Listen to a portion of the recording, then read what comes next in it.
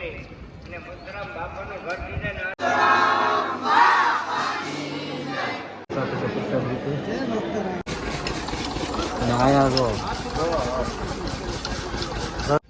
Hello, જય માતા, જય દ્વારકાધીશ, જય મોજ મસ્તરામ બાપા. આપણે આવી જાય છે મસ્તધારા, અને મસ્તધારા છે રામચરિત્ર માનસ બેઠેલી, અને વક્તા છે જીતુભાઈ ગોંડલિયા લાખાવડવાળા.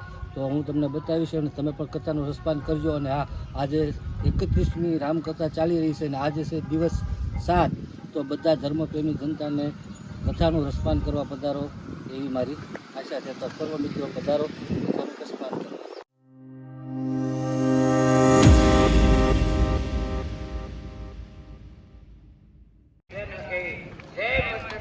બોલી અને મસ્તરામ બાપાનું ઘર દીને આજે કોણ થાય એ જેટલા ઘર થાય એ બધા મસ્તરામ બાપાના પોતાના ઘર છે. મસ્તરામ બાપા આવી ગયા છે. અહીંયા છે પાણીનું પરબ. આના પેલા વિડીયોમાં જો અહીંયા છે ને રસ હતો, બપોર પછી પણ અહીંયા રસ આપવામાં આવશે. આવી ગયા છીએ આ ભોજન મિત્રો. તો જો આપણે આવી ગયા છીએ અન્ય ક્ષેત્રે, અને બહાર નાયા છે સાહેબ અળા. પ્રસાદ વિતરણ થાય છે, ચા છે અને તરબૂચ આપે છે પ્રસાદ રીતે. આપણે પ્રસાદી લઈ લઈએ. તો ચાલો મિત્રો, આપણે સમાધિ મંદિરના દર્શન કરીએ.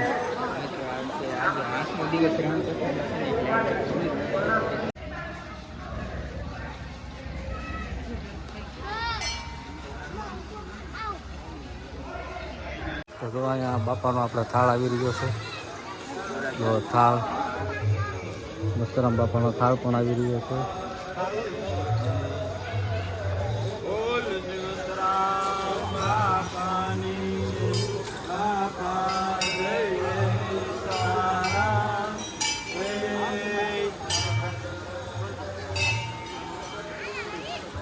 આપણે મસ્તરામ બાપાનો થાળ પણ આવી ગયો છે.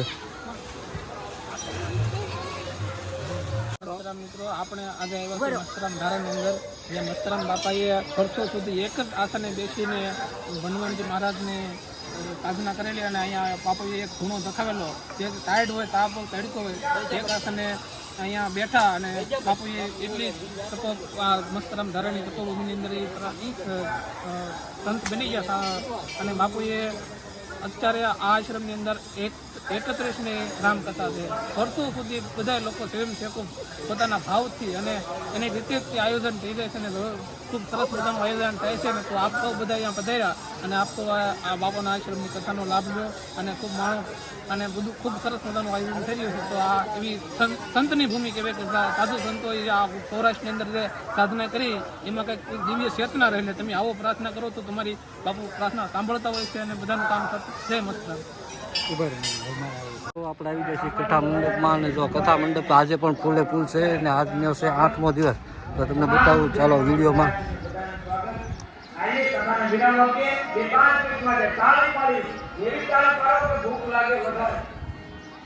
જો આજે પણ ફૂલે ફૂલ છે મંડપ. આજે પણ કથા મંડપ ફૂલે ફૂલ છે. આ પ્રસાદ છે બાપાનો, મસ્તરામ બાપાનો પ્રસાદ. અને પ્રસાદ વ્યક્તિ જેમ બને વધારે લેવાનો પ્રયાસ કરે, એટલે કાળી પાડો એટલે વધારે પ્રસાદ ચાલે, અને ભાવ શ્રદ્ધા કે સાથ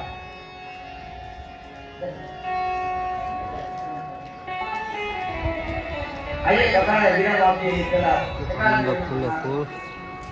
રાજા રામ રામ રામ સીતા રામ રામ રામ સીતા રામ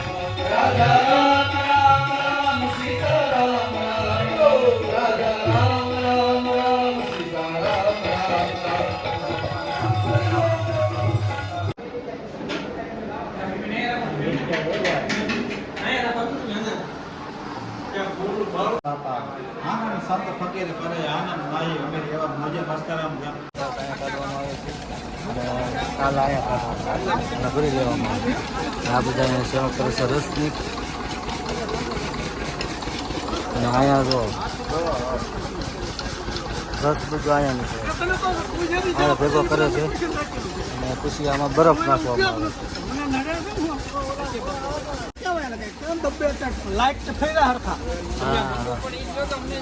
હા તો જો તમને હા યાર બધા મિત્રો તો અહીંયા થયું છે અને બધા પ્રભુ પ્રસાદ લેવા બેસી ગયા છે અને બધા સેવા કરવા વાળા છે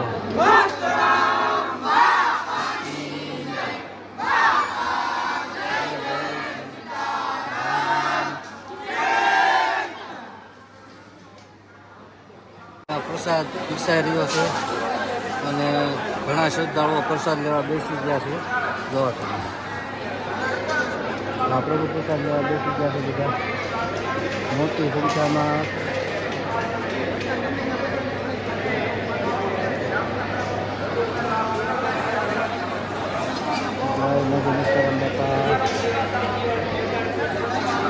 બધા પ્રસાદ લેવા બેસી ગયા છે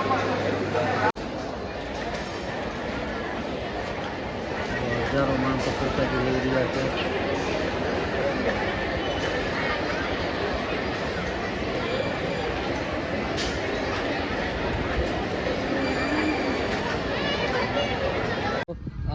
આજે 7મો દિવસ છે, હજી 2 દિવસ છે. તો મિત્રો પધારજો અહીંયા કથાનું રસપાન કરવા અને દર્શન કરવા પણ. અને સંતની તપોભૂમિ છે, આ મસ્તરામ બાપાની તપોભૂમિ છે. તો અહીંયા અવશ્ય પધારજો. અને આ મારો વિડીયો તમને કેવો લાગ્યો તો લાઈક શેર અને સબસ્ક્રાઈબ કરવાનું ભૂલતા નહીં. જય મોજે મસ્તરામ બાપાને કોમેન્ટમાં જય મોજે મસ્તરામ બાપા લખી નાખજો.